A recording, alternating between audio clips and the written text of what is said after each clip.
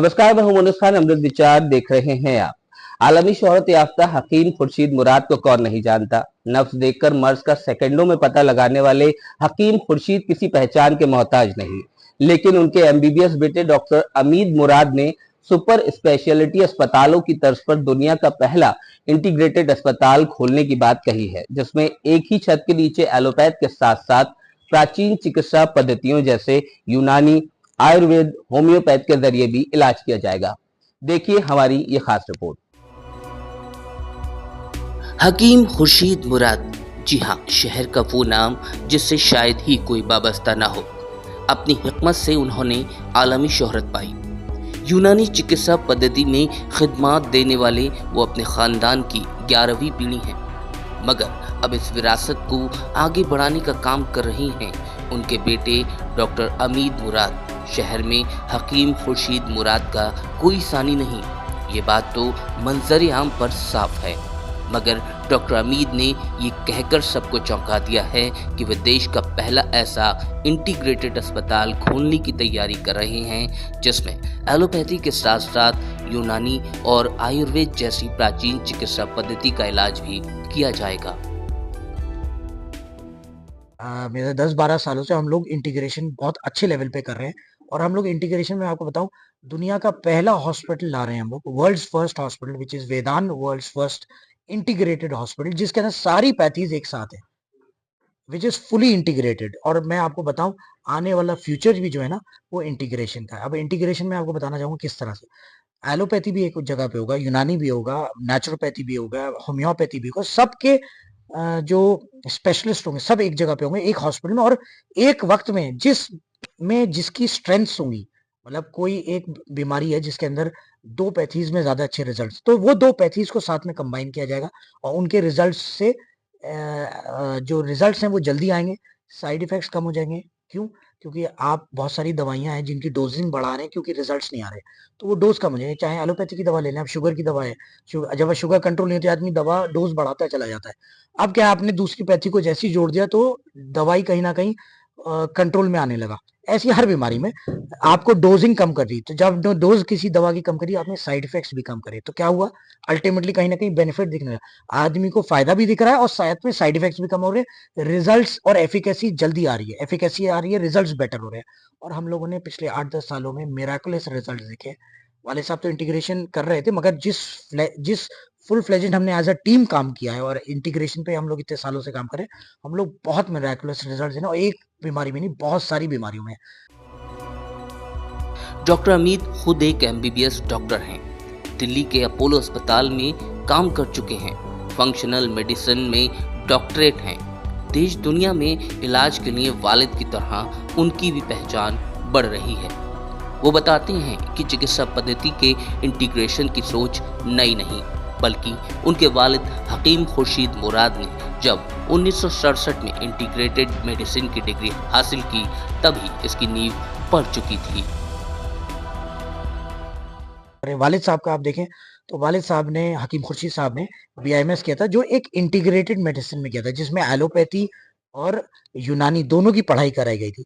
तो इसकी नींव एक तरह से 60, 65, 67 के, मतलब 1967 के तरफ एक नींव स्टार्ट हुई थी, जो हमारी फैमिली में यूनानी से इंटीग्रेशन की तरफ। वालिद साहब ने जब इंटीग्रेशन किया, उसके बाद हम लोगों ने किया। आज की तारीख में अब हम पिछले काफी सालों से, मेरे 10-12 सालों से हम लोग इंटीग्रेशन बहुत अच्छे लेवल पे कर रहे हैं। डॉक्टर अमीद बताते हैं कि वो और उनकी टीम काफी सालों से इंटीग्रेशन पर काम कर रही है और इसके नतीजे शानदार हैं। केवल एक बीमारी नहीं, बल्कि अलग अलग बीमारियों में इसके इलाज को परखा गया है, जिसमें skin disorder, GI disorder, fatty liver, hyperacidity, colitis जैसी बीमारियां शामिल हैं। वो कहते हैं कि आने वाला वक्त इंटीग्रेशन का है। जिसका ये सवाल आता है कि इंटीग्रेशन क्यों, और मैं इंटीग्रेशन क्यों नहीं कह रहा, मैं कह रहा हूँ फ्यूचर ही इंटीग्रेशन है, and we'll be the first who'll be keeping the foundation strong, और जो स्टार्ट कर रहे हैं। आप स्किन डिसऑर्डर्स में ले लिए, एक्जिमा हो गया, सोरियासिस हो गई, बहुत सारी स्किन डिसऑर्डर्स हैं, एलर्जीज हैं। हम लोग एक खाने का परहेज भी करते हैं, जिसके अंदर एक स्ट्रिक्ट डाइटरी प्रोटोकॉल फॉलो करनी पड़ती है। साथ ही साथ हम जो दवाइयाँ देते हैं विथ इंटीग्रेशन, इतने अच्छे रिजल्ट्स है, ऐसे लोग बहुत सारे फीडबैक्स हैं मेरे पास, मैं आपको सो शेयर कर सकता हूँ। लोगों के वीडियो टेस्टिमोनियल्स हैं जो अभी हम लोगों ने कुछ ही टाइम में कलेक्ट करे हैं, जिनमें साफ दिख रहा है कि वो लोग 10-10, 15-15 साल से किसी बीमारी से जूझ रहे थे, एक्जिमा से, सोरियासिस से या और भी बहुत सारी, उनको बहुत अच्छे आराम आया। और काफ़ी इसमें क्या होता है, रिलैप्सेस बहुत कॉमन होते हैं, मतलब ये होता है आदमी ठीक हो जाता है फिर रिलैप्स हो जाता है। तो अगर आपका रिलैप्स कम हो जाए, रिलैप्स का टाइम ड्यूरेशन बढ़ जाए, आपको डिजीज फ्री पीरियड बढ़ जाए, और इंटेंसिटी जब वापस बीमारी आ रही है तो जो तेजी से आ रही है वो भी हल्का होता जाए, तो अल्टीमेटली आदमी को आराम आता जा रहा है, तो वो बेटर फील कर। इस तरह के बहुत अच्छे रिजल्ट्स हम लोग स्किन डिसऑर्डर्स के अलावा जीआई डिसऑर्डर्स की बात करें, पूरे गैस्ट्रो इंटेस्टिनल डिसऑर्डर्स की बात, fatty liver, hyper acidity, hypo acidity, colitis, बहुत सारी ऐसी बीमारियां हैं जिसमें हम लोग लाजवाब रिजल्ट दे रहे हैं। डॉक्टर अमित लोगों को छूटते ही एंटीबायोटिक्स नहीं लेने की सलाह देते हैं। उनका मानना है कि बार बार एंटीबायोटिक्स लेना नुकसानदेह है। जरूरी ये है कि दवा की डोज कम की जाए। अगर इससे काम बन रहा है तो एंटीबायोटिक्स लेने की क्या जरूरत। एंटीबायोटिक का कितना जोर चल रहा है, चाहे पेट की बीमारी हो, पेट में आए आए दिन लोगों को, बहुत सारे लोगों को ये होता है, मोटिलिटी बढ़ जाती है, लूज मोशंस आ रहे हैं, या उनको लगता है इन्फेक्शन हो गया, अब उन्होंने कोई एंटीबायोटिक साथ में ले ली, नॉर्फ्लॉक्स टीजेड या और बहुत सारी एंटीबायोटिक्स है। तो बहुत बार क्या होता है, पेट खराब हुआ, फट लोगों ने ले लिया, वो गलत है। आप बार बार एंटीबायोटिक्स लेंगे तो आप अपना नुकसान कर रहे हैं, ठीक है, जिसकी वजह से पूरी हमारी इंडिया और हमारी हेल्थ डिपार्टमेंट, पूरा हेल्थ जो डिपार्टमेंट है हमारा पूरे देश का, वो भी परेशान है कि एंटीबायोटिक रेजिस्टेंस बहुत डेवलप होता जा रहा है और सुपर बग बनते जा रहे हैं। तो हम कहीं ना कहीं अगर उसको भी मिनिमाइज कर लें, मैंने कहा ना, दवाई की डोज कम कर लें, दवाई कम कर लें और एंटीबायोटिक्स को भी कम कर लें, तो हाँ, और अगर हम उससे अच्छे रिजल्ट दे सकते हो इंटीग्रेशन से, तो वाई नॉट यार। आपके एंटीबायोटिक्स हम कैसे, पेट में बहुत बार क्या होता है, लोग एंटीबायोटिक्स देते हैं कि पेट खराब हो गया, हम बहुत जो दवाइयाँ हमारी वो हम देते हैं, उससे एंटीबायोटिक के बिना आदमी ठीक होता है, ठीक है। दूसरी चीज, हम ट्राई कर सकते हैं, अगर उसके बाद भी वो ठीक नहीं हो रहा तो आप एंटीबायोटिक्स दीजिए। देखिए, फर्स्ट लाइन ऑफ ट्रीटमेंट अगर इस जगह पे हम कोई और एंटीबायोटिक से पहले करें और उससे रिजल्ट्स आ जाए तो हम वो करें। दूसरा, आपके साइनस के इश्यूज होते हैं, लोगों को एलर्जिक राइनाइटिस होता है, वो एलर्जी प्रॉब्लम होती है, मगर उसमें बहुत बार क्या होता है, साइनसेस भरे आते हैं, लोग फिर क्या है, एंटीबायोटिक्स का यूज करते हैं। अब उसमें अगर हम वहां पर कहीं ना कहीं हमारी दवाएं साथ में ऐड करें, और हम बहुत अच्छे रिजल्ट दे रहे हैं ऐसे केसेस में, सो थ्रोट है, टॉन्सिल्स हैं, लोग एंटीबायोटिक्स का बहुत बार यूज कर रहे होते हैं, वायरल भी बहुत सारे इन्फेक्शन होते हैं, मगर बहुत बार बैक्टीरियल हो जाए, हम उनमें भी बहुत अच्छे काम कर रहे हैं, बहुत अच्छे रिजल्ट दे रहे हैं। नज़ला, जुकाम, बुखार, मैंने आपको बताया ये सब साइनसेस भरे हैं, सब इसमें बहुत ज़्यादा हेडेक्स हैं, माइग्रेन्स हैं, इनमें अगर हम दवा दे रहे हैं और उससे अगर हम आराम ले सकते हैं, तो व्हाई नॉट इंटीग्रेशन करके हम एंटीबायोटिक का यूज़ कम कर दें, सुपर बग रेजिस्टेंस जो हमारा डेवलप हो रहा है वो कम कर दें, और कहीं न कहीं डोज़िंग, तो अब इसमें आपने साइड इफ़ेक्ट्स कम हो गए, रिजल्ट्स बेटर हो गए, जल्दी आने लगे रिजल्ट्स। बहरहाल डॉक्टर अमीद और उनकी टीम की ये सोच किस हद तक चिकित्सा जगत में हलचल मचाएगी और अपने वालिद की इस लेगेसी को इंटीग्रेटेड पद्धति के साथ वो कितना आगे ले जा पाएंगे, ये तो आने वाला वक्त ही बताएगा। आपने देखा किस तरह डॉक्टर अमीत चिकित्सा पद्धति के इंटीग्रेशन से बेहतर इलाज की बात करते हैं, मगर इस सब से हटकर आलमी शोहरत याफ्ता उनके वालिद हकीम खुर्शीद मुराद और 12 पीढ़ी पहले यूनान से भारत आने वाला पूरा खानदान देखते ही देखते अपनी हिकमत के जरिए देश भर में छा गया। इस हिकमत का सिलसिला बदस्तूर आज भी जारी है।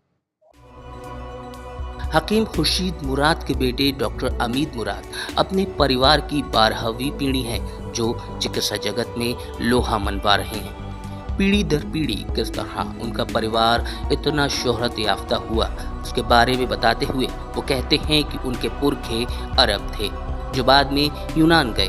फादर ऑफ मेडिसिन यूनान के हिपोक्रेट को माना जाता है, लिहाजा हिपोक्रेट का प्रभाव उनके परिवार पर देखा जा सकता है। बाद में उनका परिवार बादशाह अकबर के जमाने में भारत आया।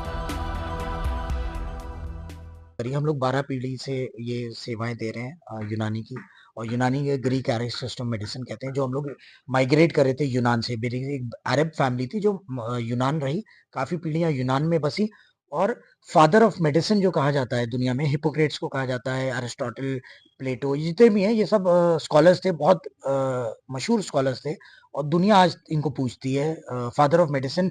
पूरी दुनिया में फादर ऑफ मेडिसिन हिपोक्रेट्स साहब को कहा जाता है। तो मैं ये कह रहा हूँ वहां पर यूनान में ये सारे लोग थे और यूनान में एक सीट ऑफ नॉलेज कहते थे, एक वास्ट ओशन ऑफ नॉलेज थी। तो वहां जब अरब फैमिली वहां माइग्रेट करी, वहां कुछ साल बसी, फिर वहां से इंडिया माइग्रेट करी, तो आज ये 12 पीढ़ियां हो गई।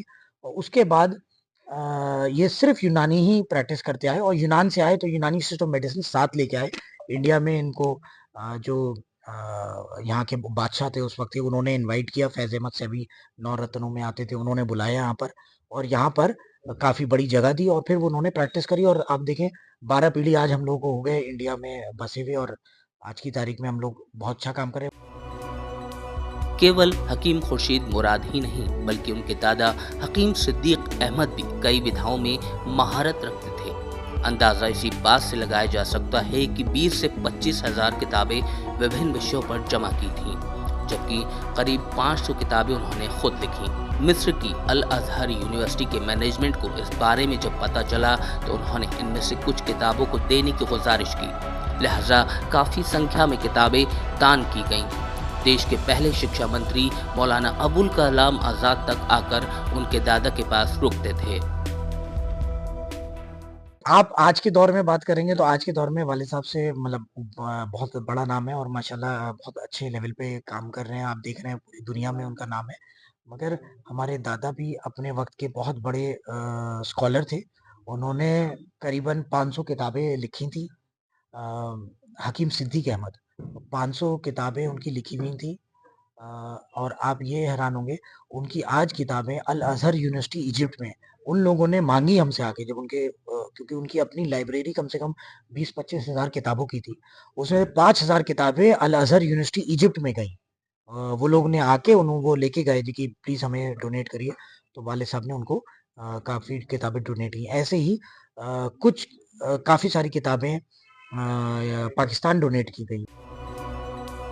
वहीं हकीम सिद्दीक अहमद के बेटे यानी हकीम खुर्शीद मुराद की शोहरत का अंदाजा इसी बात से लगाया जा सकता है कि पूर्व प्रधानमंत्री इंदिरा गांधी, पूर्व राष्ट्रपति वीवी गिरी, पूर्व उपराष्ट्रपति डॉक्टर हामिद अंसारी तक ने उनसे इलाज कराया। यही नहीं, दुबई की रॉयल फैमिली से अहमद सौगात का पूरा परिवार बरेली आकर 15 दिन रुका और इलाज कराया। हिकमत के साथ साथ ये खानदान खिदमत खल्क में भी अपनी भागीदारी निभा रहा है। बीइंग अलाइव फाउंडेशन के जरिए 200 बच्चों को पूरी तरह मुफ्त शिक्षा मुहैया कराई जा रही है। काफी तादाद में गांव देहात के स्कूलों में पढ़ने वाले जरूरतमंद बच्चों की मुफ्त शिक्षा का इंतजाम किया है। फाउंडेशन की अध्यक्ष व अपनी पत्नी डॉक्टर सबीन एहसन के साथ मिलकर डॉक्टर अमीद इस नेक काम को अंजाम दे रहे हैं। हाल ही में बीइंग अलाइव फाउंडेशन के अध्यक्ष डॉक्टर सबीन एहसन को सामाजिक कार्यों के लिए भारत विभूषण पुरस्कार से दिल्ली विधानसभा के अध्यक्ष राम निवास गोयल ने नवाजा है। आज की तारीख में भी हकीम खुर्शीद मुराद की शोहरत कम नहीं हुई। उनके बेटे डॉक्टर अमीद मुराद भले ही चिकित्सा पद्धति के इंटीग्रेशन के जरिए उनकी लेगेसी को आगे बढ़ा रहे हों, मगर दुनिया के हर कोने में आज भी हकीम खुर्शीद का डंका बज रहा है। वह देश में रहें या दुनिया के किसी कोने में, हर दिन सैकड़ों की तादाद में आज भी मरीज देखते हैं। फिलहाल हमारी इस खास पेशकश में इतना ही। नमस्कार।